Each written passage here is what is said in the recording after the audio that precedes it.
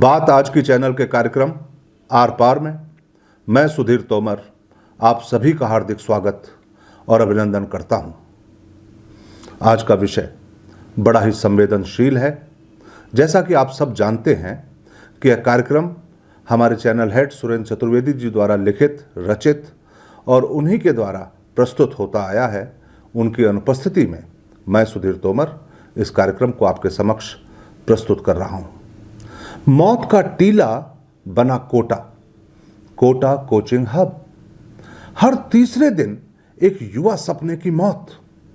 कहां ले जा रहे हैं हम अपने बच्चों को? कोटा युवा होते सपनों का शहर, प्रतिभाशाली परिंदों को उड़ान देने वाले आसमान का शहर, माता पिता और अभिभावकों के ख्वाबों को रफ्तार देने वाला शहर पिछले कुछ सालों से कुंठाओं, निराशाओं और पराजित टूटे सपनों का शहर बनकर रह गया है। आए रोज सपने आत्महत्या करके अपने माँ बाप के ख्वाबों को अलविदा कह रहे हैं। कोटा में हर साल आत्महत्याओं का ग्राफ आसमानी होता जा रहा है। हाल ही में एलन कोचिंग संस्थान में एक युवा होते सपने ने आत्महत्या कर ली। हर 3 दिन में एक सपना आत्महत्या कर रहा है। कोटा कोचिंग हब की जगह सुसाइड हब बन रहा है। अब तक इतने छात्रों की मौत हो चुकी है कि कोटा शहर को शिक्षा से ज्यादा आत्महत्याओं का शहर के रूप में ज्यादा पहचाना जा रहा है। जेईई और नीट जैसे कंपटीशन के लिए छात्रों की पहली पसंद आज तक भी कोटा ही है। लेकिन कोचिंग हब बन चुके कोटा में अब कंपटीशन नहीं निकलने के कारण छात्र धड़ाधड़ सुसाइड कर रहे हैं। राजस्थान का कोटा शहर देश भर में सबसे बड़ा कोचिंग का हब है।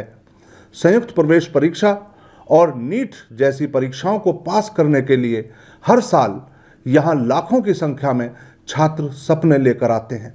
लेकिन छात्रों के एक के बाद एक सुसाइड केस में अब यह शहर दुनिया में मुर्दों के टीले के रूप में पहचान पाता जा रहा है।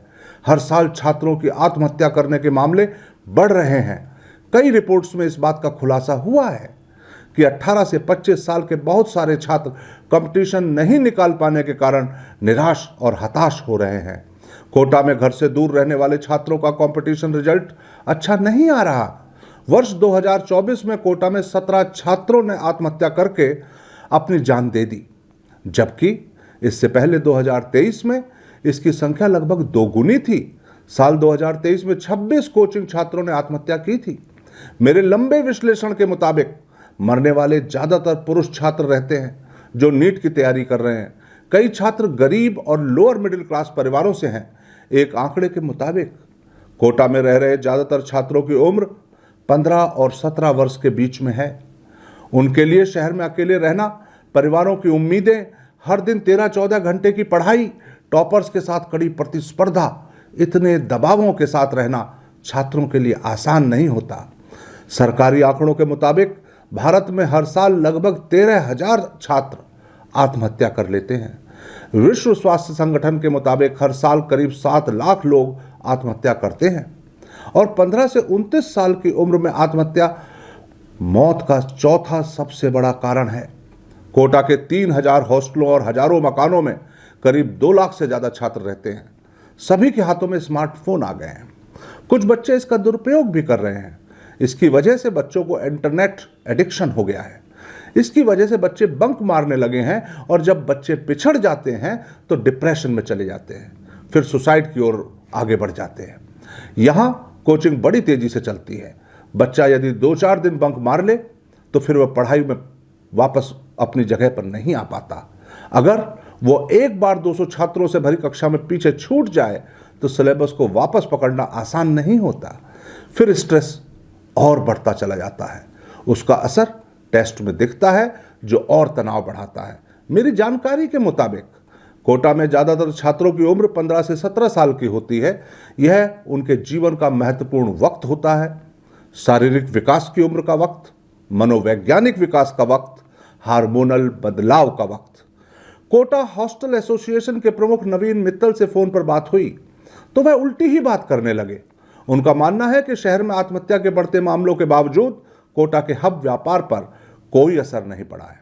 छात्रों का कोटा आना जारी है, मुकाबला कड़ा है, परिवारों का दर्द गहरा उनका कहना है कि आत्महत्याओं को रोकने के लिए शहर भर में कार्यक्रम हो रहे हैं।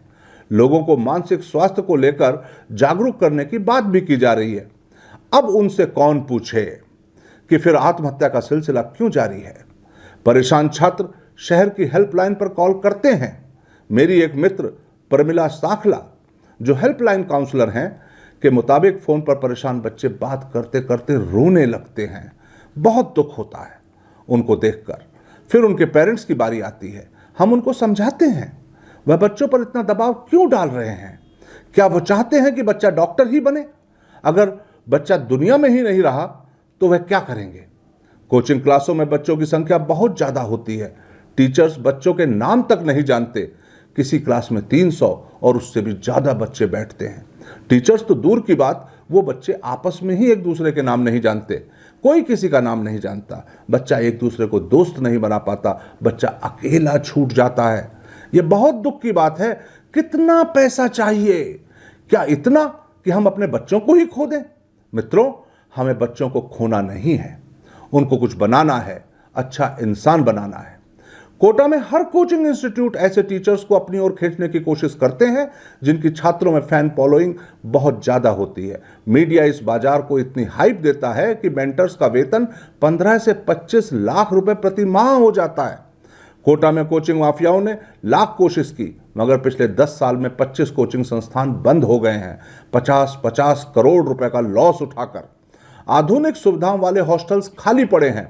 छात्रों को कमरे किराए पर देकर अच्छा खासा पैसा कमाने वाले लालची लोग अब खाली पड़े कमरों की ओर परेशान नजरों से देखते हैं।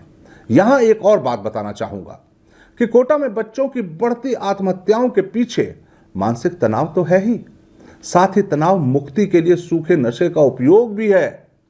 कोटा पुलिस इस कारोबार को रोकने में पूरी तरह फेल है या इस कारोबार से जुड़ी हुई, इस पर भी हमको ध्यान देना होगा। आज इतना ही, फिर मिलते हैं अगली कड़ी में। आर पार। धन्यवाद।